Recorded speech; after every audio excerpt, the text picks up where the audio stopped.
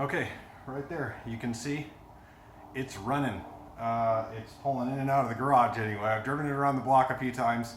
It's got a little bit of oil residue on the manifolds. I've tried pressure washing it off, but 20 years of it, it ain't all coming off. So it smokes pretty badly off the manifolds as it heats up, and so I'm just kind of burning it off a little at a time, driving it around the block. Right now, obviously the main thing is just to get it running and driving so it can get to Tennessee. But there you go, it's ready to go. Now, I'm doing a carburetor mixture and idle adjustment as well as timing. And I wanted to run through that really quickly with you. I would imagine that most carburetors, at least these older quadrajets, are all about the same. It took me about probably 30 reads through the instructions over and over again to get a grasp of it. I've explained in other videos before, I hate carburetors, and I really do.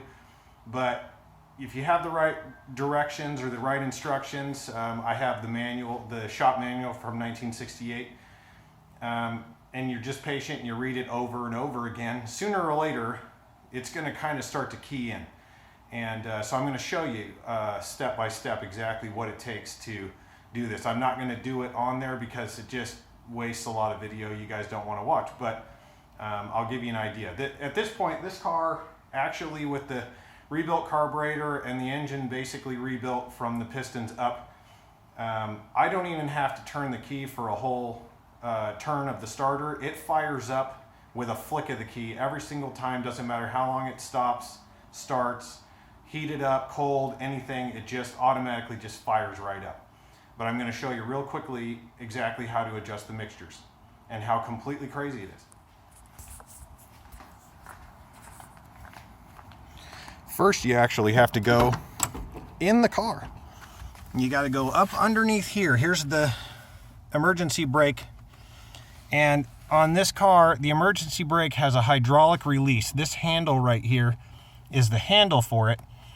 But up way underneath is a little hydraulic booster, and it's got a hose on it. You've got to disconnect the hose and plug it. And again, this is for adjusting mixtures and timing on the car. So this is how crazy this car is. So that's just number one.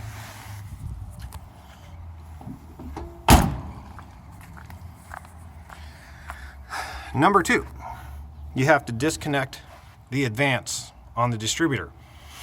And what I've done is I actually just run a new line here with a plug on it. And then the other line that goes to the carburetor over here, I put a plug on that as well. So everything's just kind of plugged up. And that, I guess, would help in one way or another. Then, deep down in here on the carb, and I don't know why it's not gonna, there we go. Right here under that vacuum line, you can see that's a mixture screw. And then there's a matching one on the other side of the fuel intake right here. And each one of those has to be adjusted to all the way in, and then 4 turns out on each one to start your adjustments.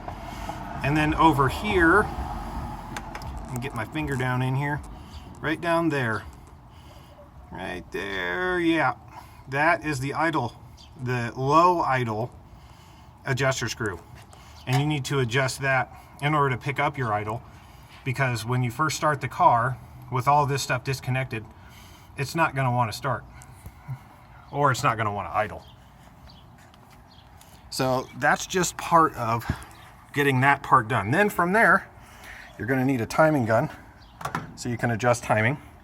Oh, and down here, I've seen on a lot of forums, and I'm not sure I'm going to be able to get a good view of it, but I've seen on a lot of forums people ask about the timing marks. Yeah, I don't know how to get that to you. It's kind of right there. I'm going to try and focus in on it right there.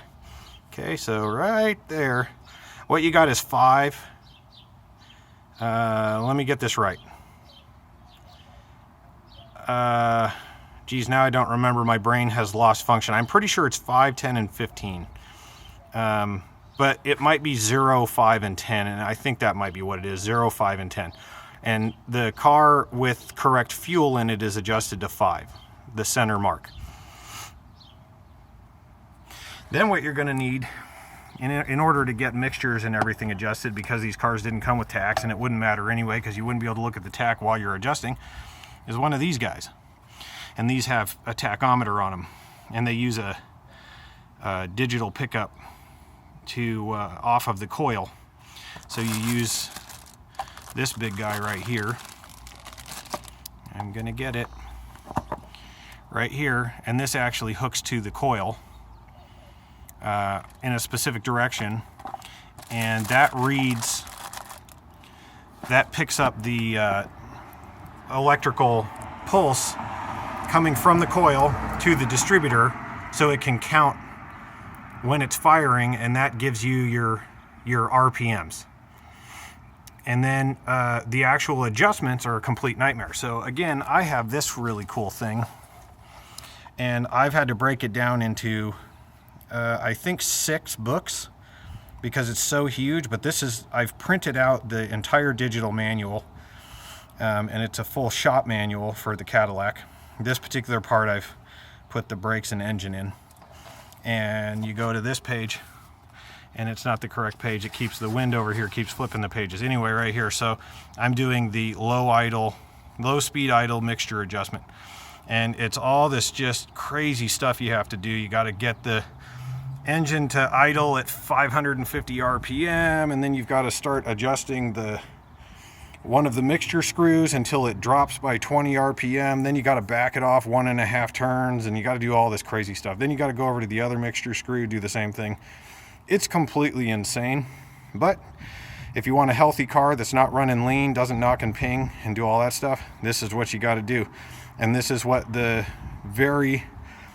this point in generations, the very specialized people that can adjust a carburetor have to do. And this is why you're paying $100 an hour to have somebody adjust a carburetor. So with that, I'm gonna shut this down, and I'm going to attempt to adjust this carburetor, and then I may do a small video of the car running and driving.